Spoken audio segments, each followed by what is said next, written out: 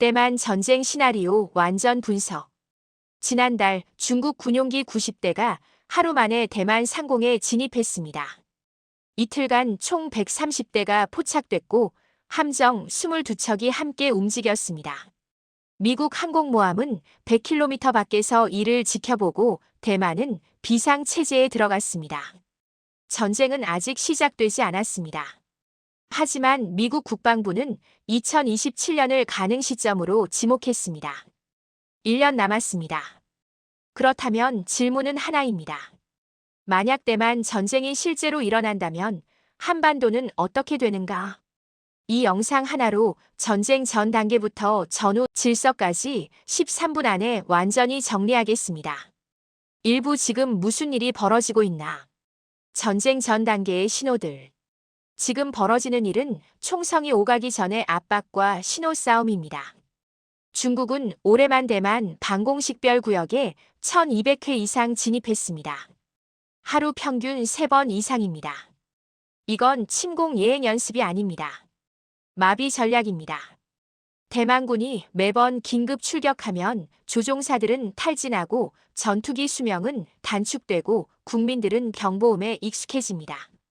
시진핑의 계산은 간단합니다. 전쟁 없이도 10년 후 대만은 저항할 힘을 잃는다는 겁니다. 미국은 어떻게 대응하고 있나? 미 해군 구축함은 한 달에 2번 대만 해협의 국제 수역을 통과합니다. 이건 단순한 항해가 아닙니다. 여기까지는 우리 구역이다라는 물리적인 선긋기입니다. 미국은 대만에 무기를 팔지만 병력은 보내지 않습니다. 메시지는 명확합니다. 대만을 반드시 지키겠다는 건 아니지만 중국이 침공한다면 그 비용을 감당할 수 없게 만들겠다. 왜 지금이 위험한가? 첫째, 오판 위험입니다.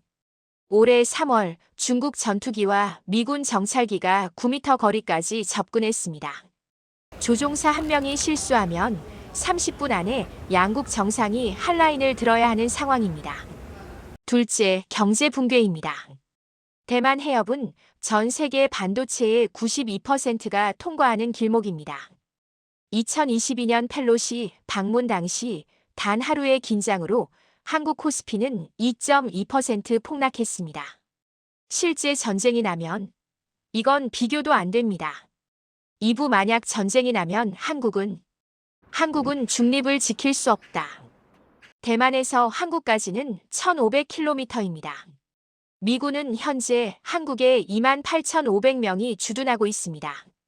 평택 미군기지는 해외 최대 규모입니다. 오산 공군기지에는 F-16 전투기 40대가 24시간 대기 중입니다. 대만까지 2시간 거리입니다. 대만 전쟁이 나면 주한미군은 자동으로 작전에 투입됩니다. 이건 한국 정부가 결정할 문제가 아닙니다. 한미 상호방 위조약 제4조에 따라 미군은 독자적 작전권을 갖습니다. 즉, 한국 영토가 미군의 출격 기지가 되는 순간 한국은 이미 전쟁 당사자입니다. 1단계 디데이에서 72시간 군사적 충격. 중국은 가장 먼저 주한미군 기지를 타격 대상 목록에 올립니다. 2023년 중국 국방백서는 명시적으로 적대 세력의 영내 기지를 선제 타격 대상으로 언급했습니다. 평택, 오산, 군산. 이 기지들은 대만까지 2시간 비행거리입니다. 만약 중국이 이 기지들을 묵인한다면 전쟁은 48시간 안에 끝날 수 있습니다.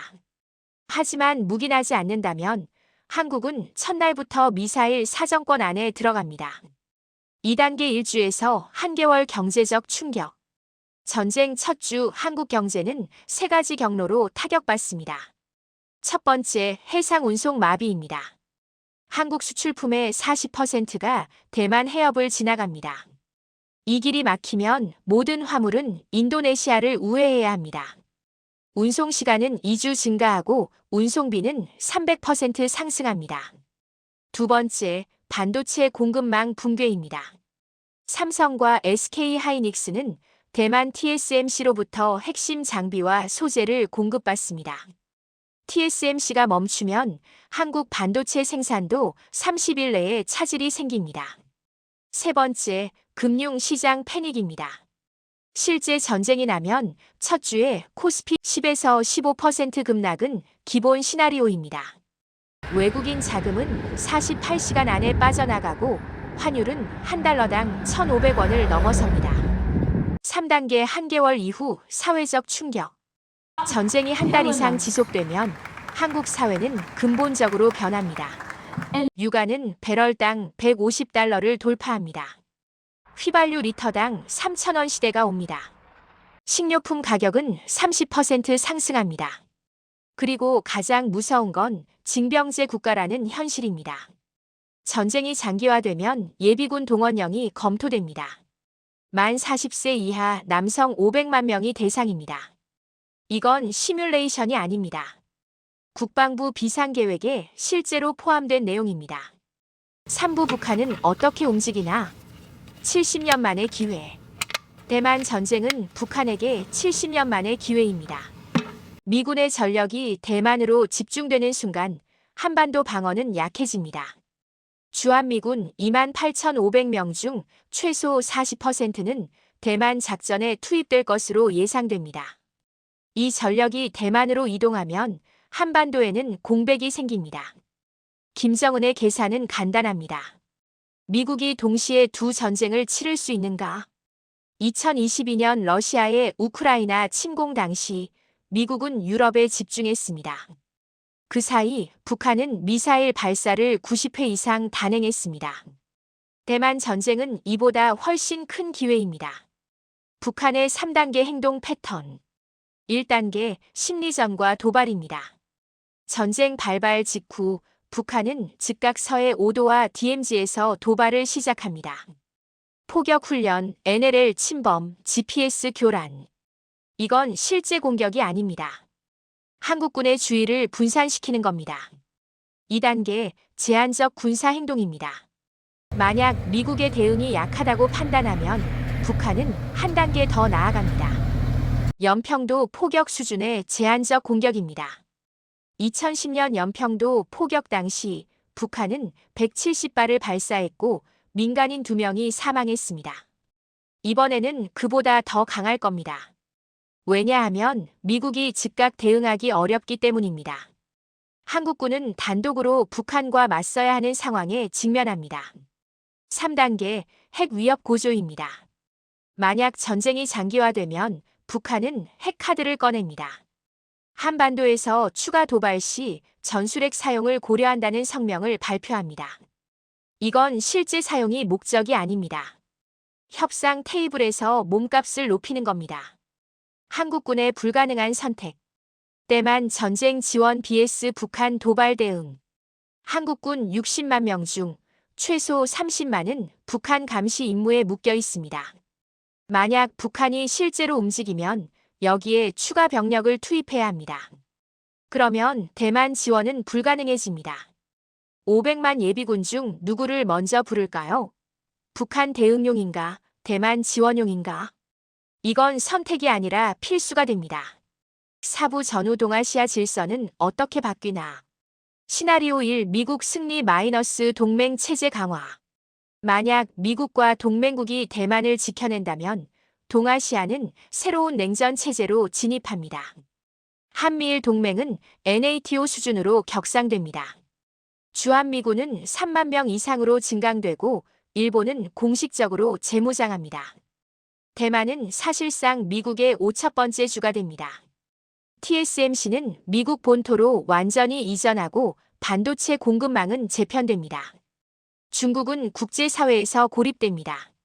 서방의 경제 제재는 10년 이상 지속되고 중국 경제는 장기 침체에 빠집니다. 한국의 선택은 친미 일변도로 갑니다. 중국과의 교역은 급감하지만 안보는 확보됩니다. 시나리오 2 중국 승리 마이너스 패권 교체. 만약 중국이 대만을 점령한다면 미국의 인도태평양 전략은 붕괴됩니다. 일본은 독자 핵무장을 검토하기 시작합니다. 한국은 중국과 미국 사이에서 극도로 어려운 선택을 강요받습니다. 반도체 공급망은 중국이 장악합니다. TSMC의 기술은 중국으로 넘어가고 세계는 중국산 칩에 의존하게 됩니다. 북한은 더욱 대담해집니다. 중국의 뒷배를 믿고 한국에 대한 압박을 강화합니다. 한국 경제는 중국 의존도가 더욱 심화됩니다. 하지만 안보는 더욱 불안해집니다. 시나리오 3장기 교착 마이너스 가장 현실적. 가장 가능성이 높은 시나리오는 어느 쪽도 완전히 이기지 못하는 겁니다. 전쟁은 6개월에서 1년 지속되다가 휴전으로 끝납니다. 대만은 파괴되지만 점령되지는 않습니다. 미중 관계는 완전히 단절됩니다. 세계 경제는 2개의 블록으로 나뉩니다. 미국 블록 한국, 일본, 호주, 유럽. 중국 블록 러시아, 북한, 일부 개도국. 한국은 두 블록 사이에서 줄타기를 해야 합니다. 안보는 미국, 경제는 중국. 이 딜레마는 해결되지 않습니다. 반도체, 전자제품, 자동차. 모든 글로벌 공급망이 재편됩니다. 비용은 30% 이상 상승합니다. 유가는 배럴당 120달러 수준에서 고착화됩니다. 인플레이션은 10년 이상 지속됩니다. 한국이 준비해야 할 것. 국가 차원에서는 반도체 공급망 다변화가 최우선입니다. 대만 의존도를 줄이고 유럽과 미국 본토의 대체 공급선을 확보해야 합니다. 에너지 비축도 필수입니다. 현재 한국의 석유 비축량은 91치입니다. 최소 180일로 늘려야 장기전을 버틸 수 있습니다. 민방위 체계 정비도 시급합니다. 대부분의 국민은 가까운 대피소 위치조차 모릅니다. 개인 차원에서는 비상자금 확보가 첫 번째입니다. 최소 3개월치 생활비를 현금으로 보유하십시오. 전쟁 초기에는 ATM도 멈출 수 있습니다. 포트폴리오 점검도 필요합니다. 대만 노출도가 높은 반도체, 해운, 항공주는 비중을 줄이고 방산과 에너지주를 편입하십시오. 가족 비상 연락망도 중요합니다. 휴대폰이 마비될 경우를 대비해 만날 장소와 연락수단을 미리 정해두십시오. 결론 마이너스 냉정한 마무리. 2027년까지 1년 남았습니다. 한국 정부는 이미 시뮬레이션을 돌리고 있습니다. 미국 국방부도 중국 인민해방군도 같은 계산을 하고 있습니다. 우리가 이 전쟁을 막을 수는 없습니다. 하지만 준비는 할 수 있습니다. 전쟁은 예고 없이 오지 않습니다.